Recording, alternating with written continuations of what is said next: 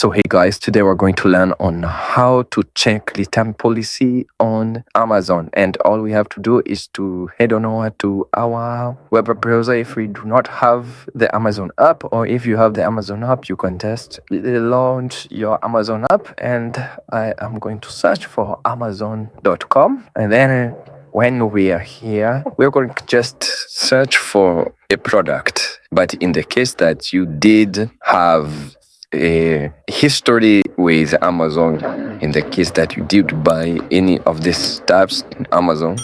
you're going to be able to find the return policies in the case that you do have in. And for this one, as you can see here, once you tap on, almost like any product, you're going to see this option, which is returns, just here as you scroll down, and you're going to see eligible for returns, refund, or replacement within 30 days of receipt. And thank you guys for watching this video. Please do like, share, and subscribe, and I'll see you guys on the next video.